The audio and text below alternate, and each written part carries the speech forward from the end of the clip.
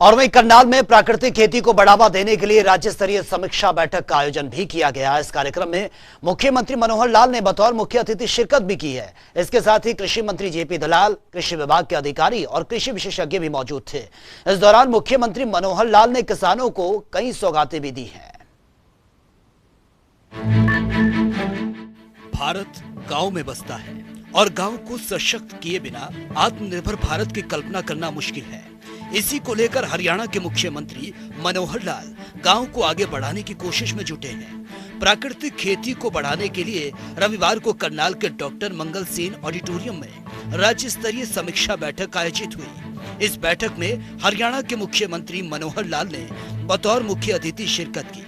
इस दौरान मुख्यमंत्री मनोहर लाल ने कृषि विशेषज्ञों से सीधा संवाद किया और प्राकृतिक खेती को बढ़ावा देने के लिए टिप्स भी दिए। इस कार्यक्रम में हरियाणा के कृषि मंत्री जेपी दलाल, कृषि विभाग के कई अधिकारी भी मौजूद रहे। सीएम मनोहर लाल ने कहा कि प्राकृतिक खेती का मूल उद्देश्य खान पान को बदलना है और इसके लिए हमें खाद्यान्न ही औषधि की धारणा को अपनाना होगा। लिहाजा प्राकृतिक खेती ही इसका एकमात्र रास्ता है।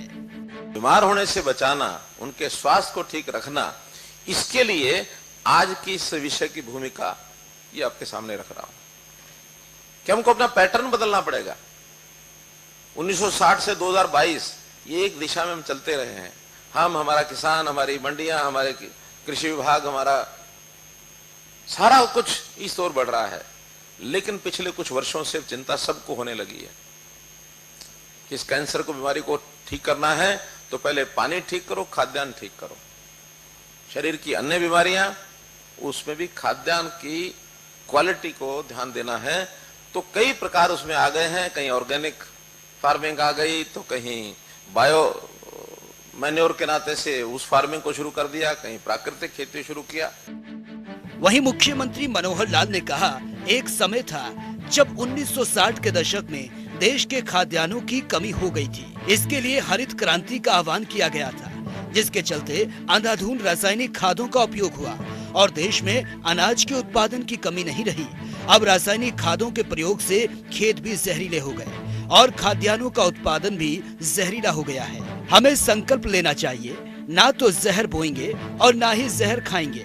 इतिहास में 1960 के अंदर जब देश की स्थिति ऐसी हो गई थी कि हम अपनी आबादी को, अपने देश की जनसंख्या को भी भरपेट भोजन नहीं करा रहे थे, तो सरदूर ये बात चली कि हरित क्रांति ला करके और खाद्यान्न को बढ़ाने की व्यवस्था, इसकी क्वांटिटी कैसे बढ़े। देश से, दुनिया से हमने सहायता ली और उसमें से इतना खाद्यान्न पैदा करने लग गए कि हम भूल गए कि इस खाद्यान्न की क्वालिटी कहीं कंप्रोमाइज तो नहीं हो रही। आज तुलनात्मक ध्यान में ये आ रहा है कि जो प्राकृतिक खेती है वही एक इसका विकल्प है। मुख्यमंत्री ने कहा कि आज का विषय मन को छू लेने वाला है। वित्त मंत्री के रूप में जब वे विभिन्न विभागों के बजट की समीक्षा करते हैं तो कहीं न कहीं स्वास्थ्य विभाग के बजट आवंटन के समय उनकी सोच बदल जाती है और वो चाहते हैं अगर हमारा खान पान ठीक होगा तो स्वास्थ्य विभाग का इंफ्रास्ट्रक्चर और दवाइयों के लिए ज्यादा बजट की जरूरत भी नहीं होगी। उन्होंने कहा कि अगर हम बीमार होते हैं तो औषधि लेने जाते हैं और अब प्राकृतिक खेती स्वास्थ्य के विकल्प के रूप में हमारे पास है, उसे जीवन में अपनाना है। प्राकृतिक खेती को अपनाने के लिए केंद्र से जो बजट मिलेगा उससे ज्यादा हरियाणा सरकार भी देगी। एग्रीकल्चर टेक्नोलॉजी मैनेजमेंट एजेंसी, यही नाम है ना। तो इसके अंतर्गत जो कुछ हो रहा है उसी में इस विषय को हम जोड़ दें। अब ये चूंकि केंद्र की स्कीम है, केंद्र से भी प्राथमिकता यही है कि हम प्राकृतिक खेती की तरफ बढ़े। प्रदेश की भी प्राथमिकता है कि हम प्राकृतिक खेती की ओर बढ़े। जितना कंट्रीब्यूशन इसमें स्टेट को भी करना पड़ेगा उतना करेंगे, जरूर करेंगे। हमें ये बहुत बड़ा चैलेंज है। हम जहर उगा रहे हैं, जहर खा रहे हैं। न जहर खाने देंगे, न जहर उगाने देंगे। प्रकृति की गोद में बैठ करके जो चीजें पहले होती थी वो दोबारा करेंगे और फिर उस प्रकृति का आनंद लेंगे। किसानों को प्रोत्साहन करने के लिए हरियाणा सरकार निरंतर प्रयास कर रही है। सीएम ने कहा कि स्वेच्छा से प्राकृतिक खेती अपनाने वाले पोर्टल पर रजिस्टर्ड 2 से 5 एकड़ भूमि वाले किसानों को देसी गाय खरीद के लिए 50% सब्सिडी प्रदान की जाएगी। ऐसा करने वाला हरियाणा देश का पहला राज्य है। जो ओनर 2 एकड़ से 5 एकड़ का है, वो हो सकता है 5 एकड़ का ओनर हो, खेती चाहे अभी 3 एकड़ में ही करे, 2 में ही करे, लेकिन 2 एकड़ में जरूर करेगा। ओनर 5 एकड़ तक उसको खेती, प्राकृतिक खेती 2 एकड़ जरूर करनी है। अपनी 2 एकड़ नहीं है तो पड़ोस के साथ मिल करके साझेदारी कर ले। 2 एकड़ से 5 एकड़ तक एक देसी गाय अगर उसके पास है तो, और नहीं है तो बाजार से खरीदे। उसका 50% पैसा up to the range of 25,000 गाय जो खरीदेगा, अगर 40,000 की खरीदेगा तो 20,000 देंगे, 50 या इससे ऊपर की गाय होगी तो 25,000 रुपया ये सरकार अनुदान देगी। कार्यक्रम के दौरान सीधे संवाद में मुख्यमंत्री ने कहा कि किसानों के लिए प्राकृतिक खेती का प्रदर्शन प्लांट लगाने हेतु पोर्टल बनाया जाएगा।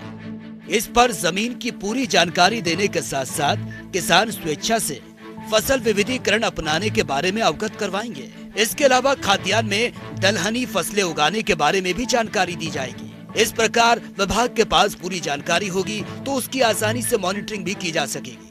उन्होंने कहा कि किसानों को 20 से 25 के छोटे छोटे समूह में प्रशिक्षण दिया जाए, जिससे वो अच्छी तरह से फसल उत्पादन के बारे में जानकारी ले सके। प्राकृतिक खेती के उत्पादन की पैकिंग सीधे किसान के खेतों से ही हो, ऐसी योजना भी तैयार की जाएगी ताकि बाजार में ग्राहकों को इस बात की शंका न रहे कि ये प्राकृतिक खेती का उत्पाद है या फिर नहीं। हम एक प्राकृतिक खेती उत्पादकों की एक वेबसाइट बनाएंगे, पोर्टल होगा और वो पब्लिक ओपन होगा। कौन से खेत में क्या फसल बोई, प्राकृतिक खेती है कि नहीं है, उसकी वेरिफिकेशन उस पोर्टल पर हो। एटीएम, बीटीएम और डिपार्टमेंट तीनों मिलकर के उसको वेरीफाई कर दें।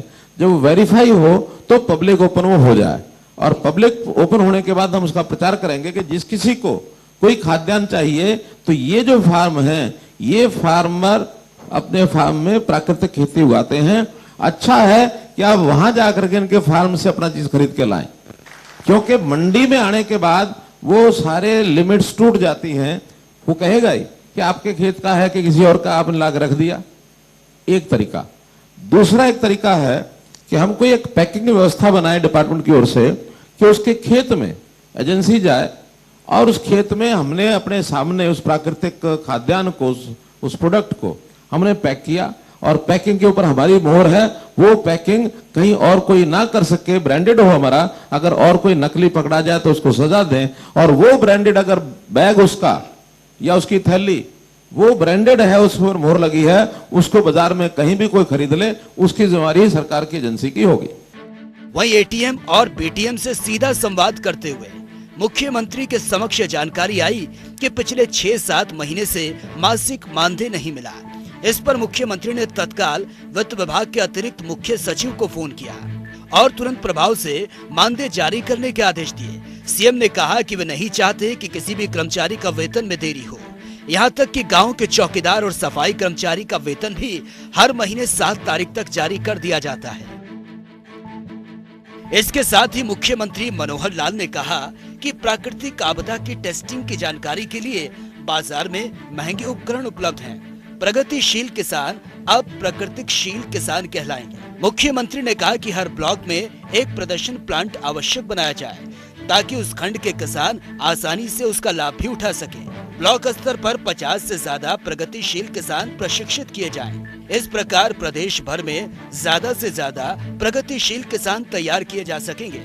मुख्यमंत्री ने कहा कि प्राकृतिक खेती प्रकृति के नियमों के अनुसार की जाती है, जिससे हम अतीत में दूर हो गए थे। वहीं हरियाणा के कृषि एवं किसान कल्याण मंत्री जेपी दलाल ने अपने संबोधन में कहा कि मुख्यमंत्री सदैव किसान हित के बारे में सोचते हैं ताकि प्रदेश का किसान समृद्ध हो, सक्षम हो और आगे बढ़ सके।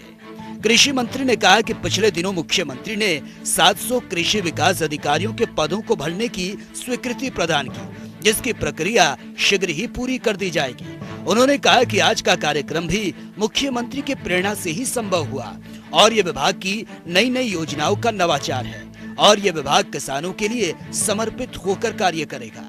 जनता टीवी के लिए कमरजीत वर्क की रिपोर्ट।